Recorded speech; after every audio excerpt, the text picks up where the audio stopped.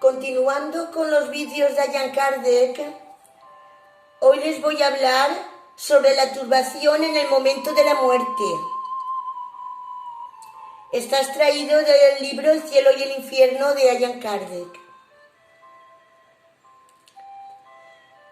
Durante la transición de la vida corporal a la vida espiritual se produce otro fenómeno muy importante, que es el fenómeno de la turbación.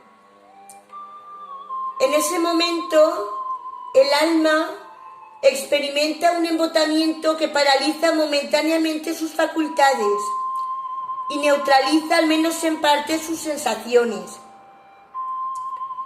Es como si estuviera en un estado de catalepsia, de modo que el alma casi nunca es testigo consciente del último suspiro.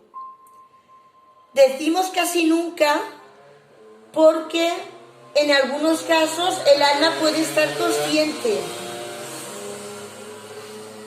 Así pues, la turbación puede ser considerada el estado normal en el momento de la muerte.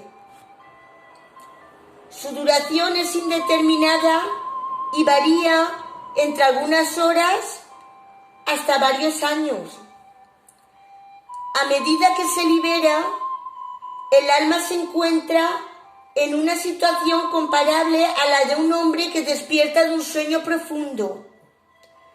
Sus ideas son confusas, vagas e inciertas. Ve como a través de una niebla. Poco a poco se le aclara la vista y recupera la memoria. Ese despertar, con todo, varía según las personas. En unos es sereno y abunda en sensaciones deliciosas, en cambio en otros está repleto de terror y ansiedad, como si se tratara de una horrible pesadilla. Bueno, pues con esta introducción sobre la turbación en el momento de la muerte, ahora vamos a continuar también con unos fragmentos que nos dice Allan Kardec en el libro del Evangelio según el Espiritismo. Allan Kardec nos dice lo siguiente: si el alma es inmaterial, debe pasar después de esta vida a un mundo igualmente invisible e inmaterial, del mismo modo que el cuerpo, cuando se descompone, vuelve a la materia. Solo que conviene mucho distinguir bien el alma pura, verdaderamente inmaterial, que se alimenta como Dios de la ciencia y de los pensamientos, del alma más o menos manchada de impurezas materiales, que la impiden elevarse hacia lo divino y la retienen en los lugares de su morada terrestre. Sócrates y Plutón, como se ve, comprendían perfectamente los diferentes grados de desmaterialización del alma e insisten sobre la diferencia de situación que resulta para ella de su mayor o menor pureza. Lo que ellos decían por intuición, la filosofía espírita lo prueba con numerosos ejemplos que pone a nuestra vista.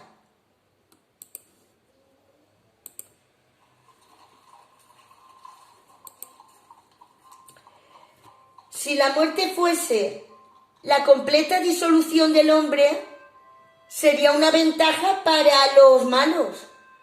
Después de su muerte, el quedar libres al mismo tiempo de sus cuerpos, de sus almas y de sus vicios. Aquel que adornaba su alma no con una compostura extraña, sino con la que le es propia, solo aquel podrá esperar tranquilamente la hora de su partida para el otro mundo.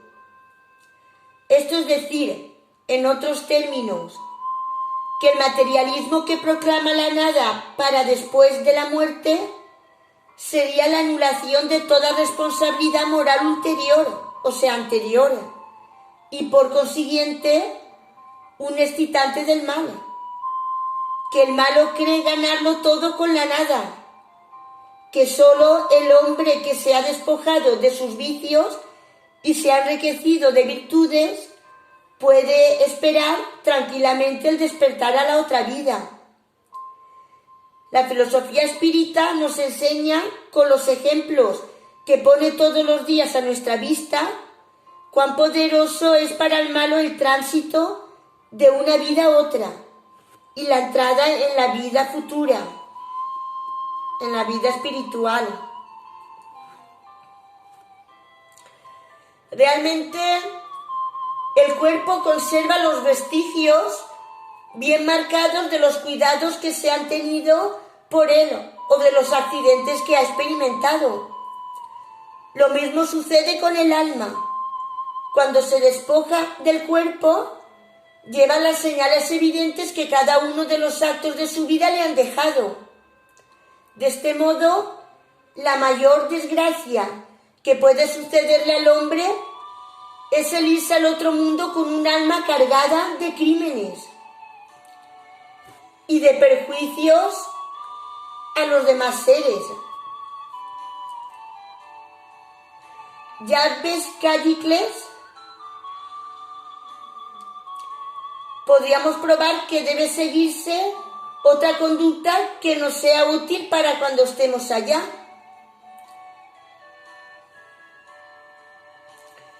La verdad es que más vale recibir una injusticia que cometerla, y que ante todo debe uno decirse: no a parecer hombre de bien, sino a serlo. Estas son conversaciones que tuvo Sócrates con sus discípulos en la prisión donde él estuvo.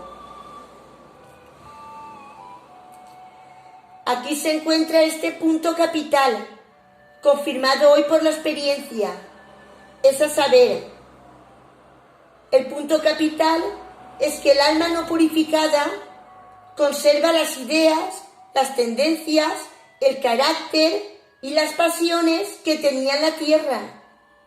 La máxima: ¿vale más recibir una injusticia que cometerla? ¿No creéis que es lo mejor? Es el mismo pensamiento que Jesús expresa con esta figura: si algunos hieren una mejilla, presentadle la otra.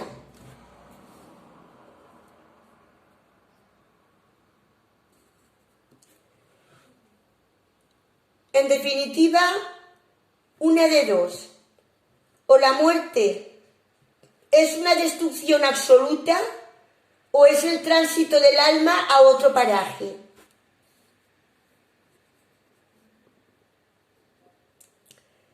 Si debe aniquilarse todo, la muerte será como una de esas noches raras que pasemos sin soñar y sin ninguna conciencia de nosotros mismos.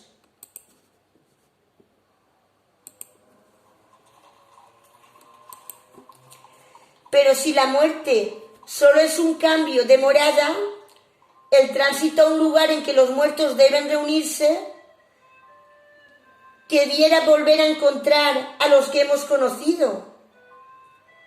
Mi mayor placer fuera poder examinar de cerca los habitantes de esa morada y distinguir entre ellos, como aquí, a los que son sabios de aquellos que creen serlo y no lo son.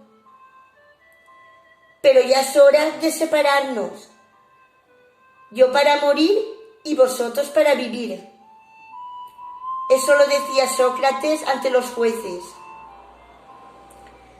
Según Sócrates, los hombres que han vivido en la tierra se vuelven a encontrar después de la muerte y se reconocen.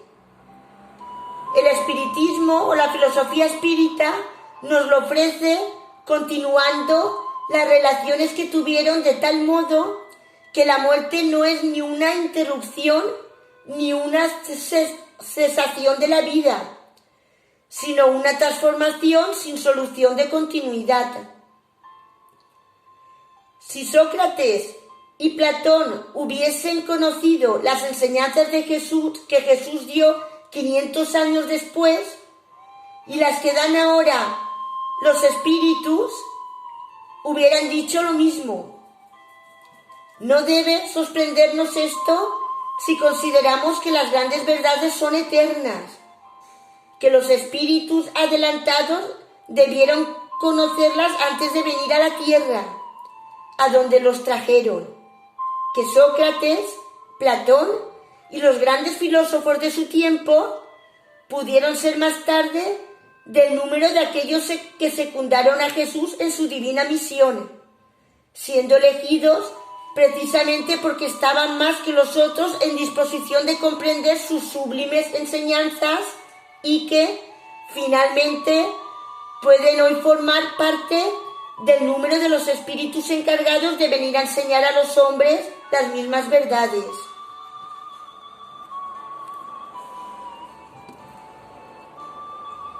Bueno, pues después de esto,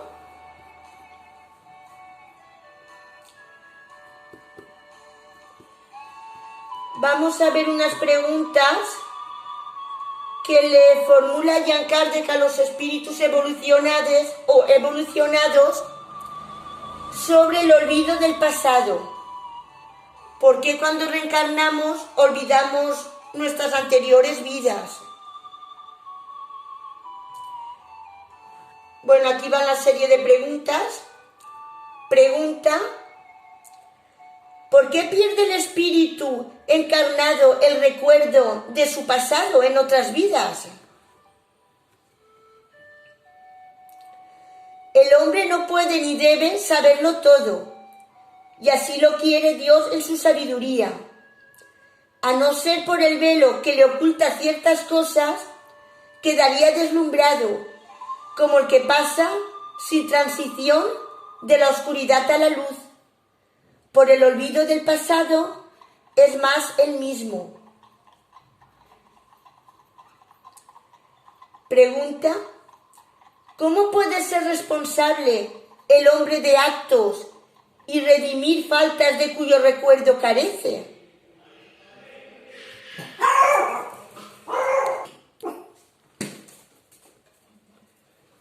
Respuesta: en cada nueva existencia, el hombre tiene más inteligencia y puede distinguir mejor el bien del mal. ¿Dónde estaría el mérito si recordase todo el pasado? Cuando el espíritu regresa a su vida primitiva, o sea, a la vida espírita, al mundo espiritual, toda su vida pasada se descorre ante él. Ve las faltas que cometió y que son causa de su sufrimiento y lo que hubiera podido impedir cometerlas.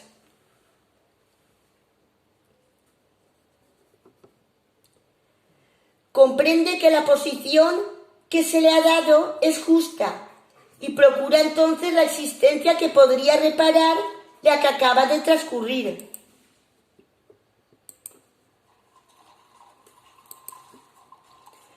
Busca pruebas análogas a aquellas por las que ya ha pasado, o luchas que cree adecuadas para su progreso.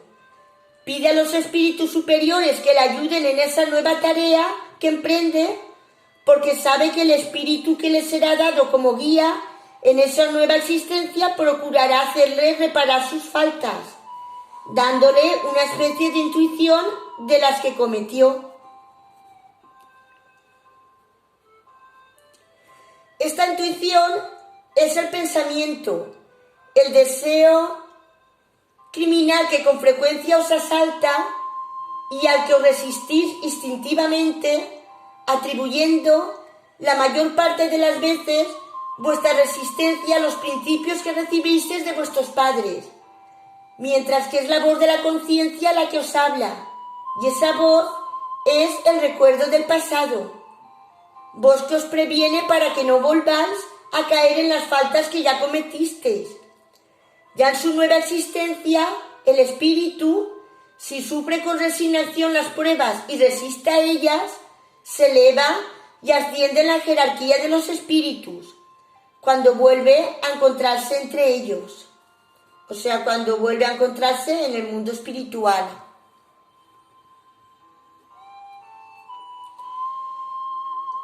Si no tenemos durante la vida corporal un recuerdo preciso de lo que fuimos y del bien y mal que hemos hecho en nuestras existencias anteriores, tenemos sí la intuición, y nuestras tendencias instintivas son una reminiscencia de nuestro pasado, a las que nuestra consciencia, que es el deseo que abrigamos de no cometer más las mismas faltas, nos previene para que resistamos.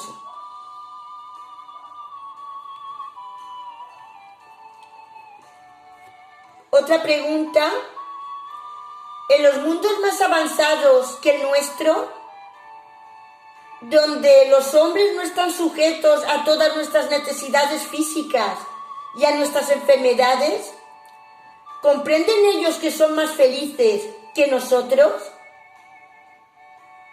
La felicidad en general es relativa y se la aprecia por comparación con un estado menos venturoso, visto que en definitiva algunos de estos mundos, aunque mejores que el vuestro, no han llegado aún al estado de perfección. Los hombres que los habitan deben tener sus causas especiales de malestar. Entre nosotros, por más que el rico no sienta las angustias de las necesidades materiales, como el pobre, no dejan de tener tribulaciones que amargan su vida. Pues bien, yo pregunto, si en su posición los habitantes de esos mundos se creen tan infelices como nosotros, y si no se quejan de su suerte, no teniendo el recuerdo de una existencia inferior para término de comparación.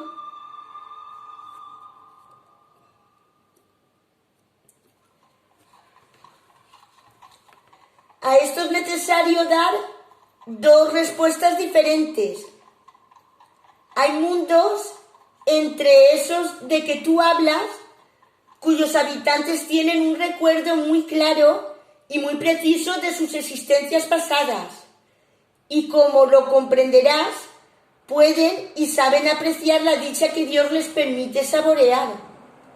Pero existen otros donde los habitantes, como tú dices, en mejores condiciones que vosotros, no por eso tienen menos angustias y hasta infelicidades, y no aprecian su dicha por lo mismo que no recuerdan un estado más infeliz aún. Pero si como hombres no la aprecian como espíritus.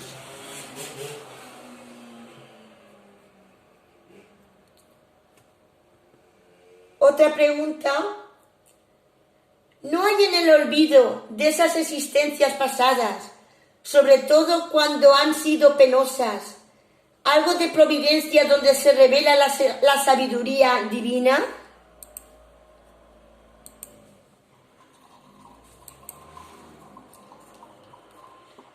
Es en los mundos superiores cuando el recuerdo de las existencias infelices no pasa de ser un mal sueño, donde afloran a la memoria. En los mundos inferiores, las infelicidades actuales no se agravarían con el recuerdo de todo aquello que se soportó. Concluyamos, pues, de esto, que todo lo que Dios hace está bien hecho y que no nos incumbe criticar sus obras y decir cómo debería regular el universo. El recuerdo de nuestras anteriores existencias traería inconvenientes muy graves, pues podría en ciertos casos humillarnos extraordinariamente y en otros exaltar nuestro orgullo y por eso mismo dificultar nuestro libre albedrío. Para mejorarnos, nos ha dado Dios lo que nos es necesario y bastante: la voz de la conciencia y las tendencias instintivas, y nos priva de lo que podría perjudicarnos. Añadamos además que si conservásemos el recuerdo de nuestros actos personales anteriores, conservaríamos igualmente el de los actos de los otros, conocimiento que podría tener los más deplorables efectos sobre las relaciones sociales. No habiendo siempre motivos para glorificarnos de nuestro pasado, casi siempre es una dicha que sobre él se haya corrido un velo de olvido. Esto concuerda perfectamente con la doctrina de los espíritus sobre los mundos superiores al nuestro. En esos mundos superiores, donde solo reina el bien, el recuerdo del pasado nada tiene de penoso, y por ello se recuerda allí la existencia pasada, como recordamos nosotros lo que hemos hecho el día anterior. En cuanto a la permanencia en los mundos inferiores, no pasa de ser recordada más que un mal sueño, según hemos dicho.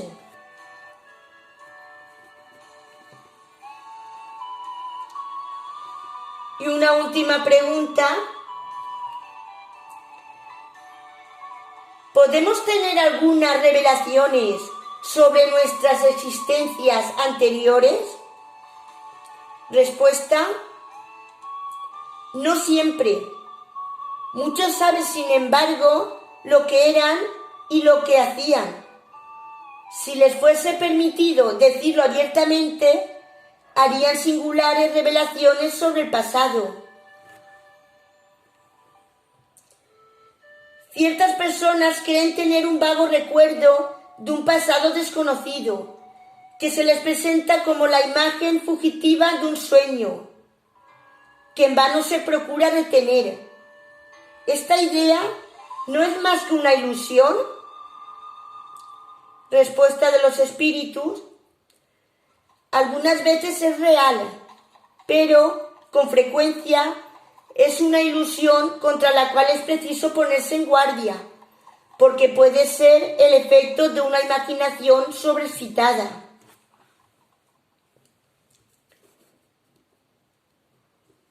Bueno, pues hasta aquí el vídeo por hoy. Les agradezco mucho a todos los que me escuchan. Si ha sido de su agrado y si les ha sido de utilidad el vídeo, pues no olviden suscribirse al canal y activar la campanita para ser avisados cada vez que voy subiendo nuevos vídeos. Muchas gracias a todos los que me escuchan. Les deseo que sean muy felices y tengan muchas bendiciones en sus vidas. Luz y progreso para todos ustedes.